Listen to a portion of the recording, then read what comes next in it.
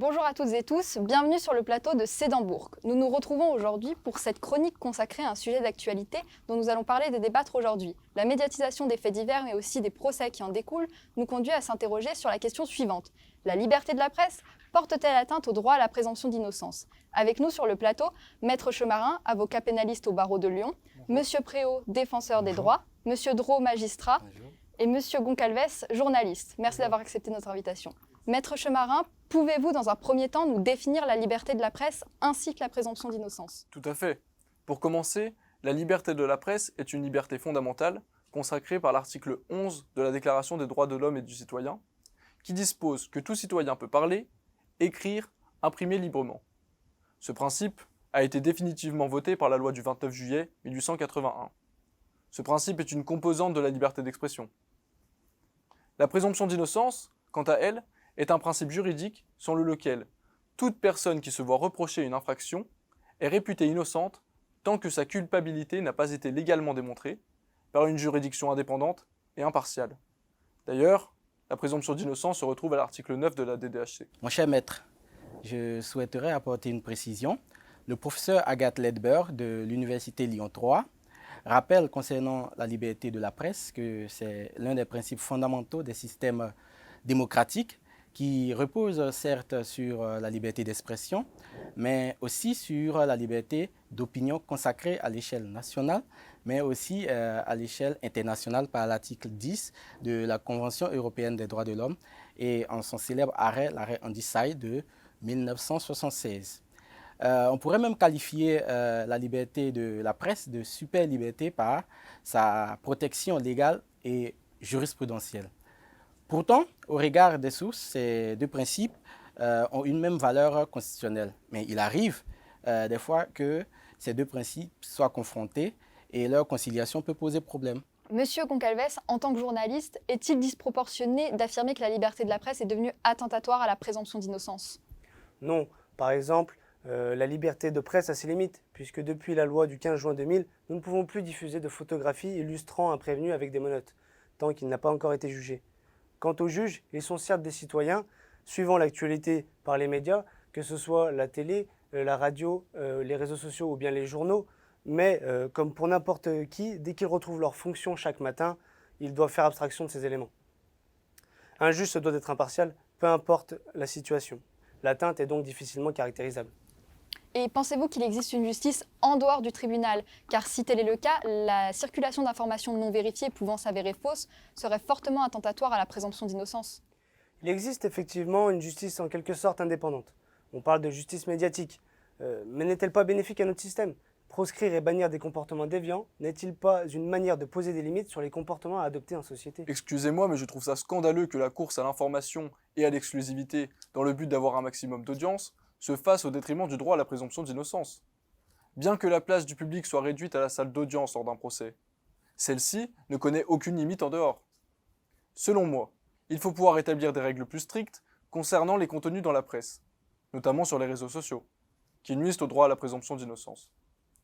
Ma consoeur, Maître Gouty, soulève une difficulté.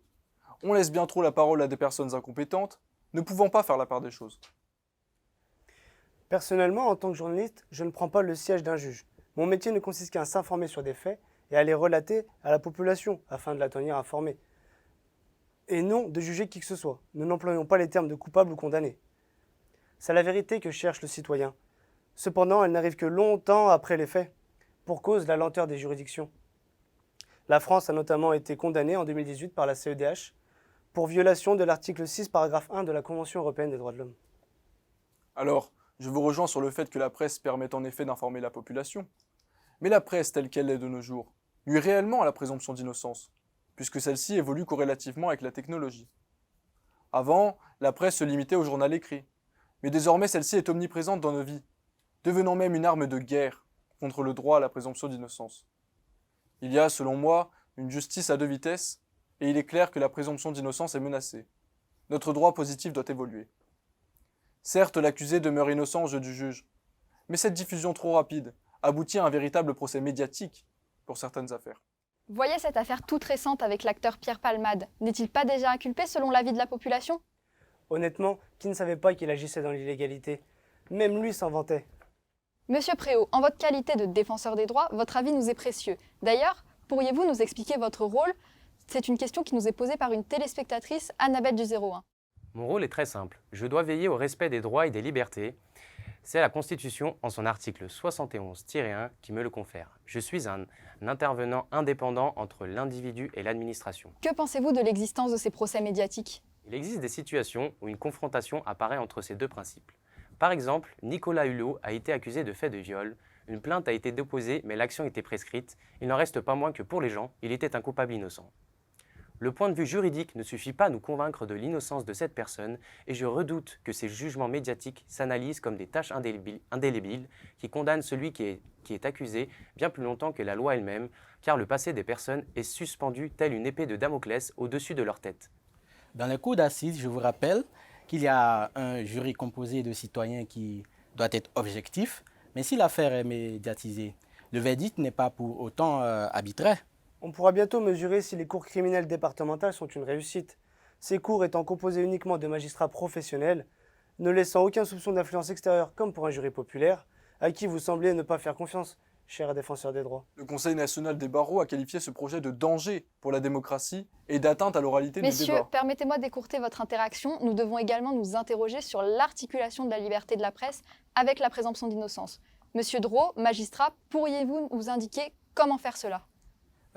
Quand sont confrontés ces deux principes, les juges sont soumis à une mise en balance des droits fondamentaux à égale valeur normative.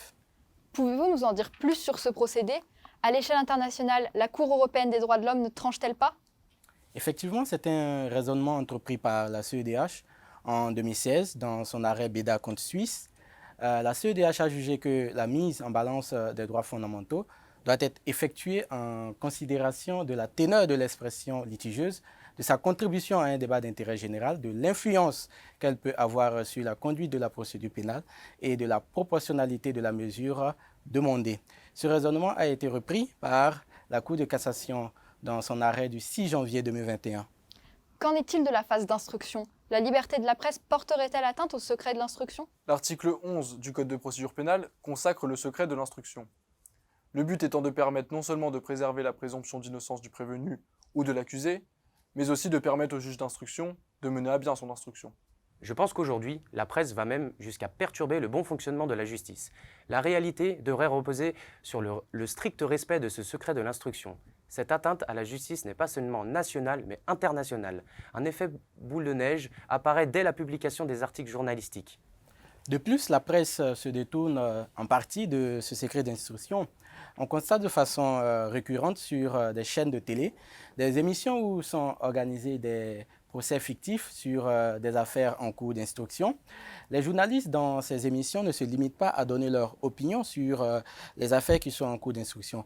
Ils vont même jusqu'à divulguer certaines informations qui sont tenues dans le secret de l'instruction. Attention, permettez-moi. Je tiens à préciser que les chaînes d'information ont deux activités. La première qui est de diffuser l'actualité et une seconde qui est d'émettre des hypothèses, avec des intervenants qui permettent de susciter la réflexion des individus. Mais tout cela, ce n'est que de la spéculation. Monsieur Préau, la conciliation de ce droit et de cette liberté est-elle possible? La liberté de la presse et la présomption d'innocence sont deux droits fondamentaux qui peuvent entrer en conflit, mais qui peuvent également coexister pacifiquement si les journalistes respectent les normes éthiques et déontologiques en matière de couverture des affaires judiciaires. Les médias doivent faire preuve de responsabilité, d'impartialité dans leur travail de diffusion d'informations afin de préserver à la fois la liberté de la presse et la présomption d'innocence. En conclusion, la liberté de la presse peut constituer une atteinte à la présomption d'innocence. Mais il est certain que la présomption d'innocence est une limite à la liberté de la presse. On peut donc espérer conserver un équilibre entre ce droit et cette liberté fondamentale. Encore faut-il qu'il y ait un intérêt légitime à divulguer l'information. Souhaitez-vous ajouter quelque chose, messieurs? Non, c'est Si. bon, merci. Très bien. Merci à tous, c'est la fin de cette émission. J'espère que nos téléspectatrices et téléspectateurs ont pu être davantage éclairés sur ce sujet qui rythme nos vies.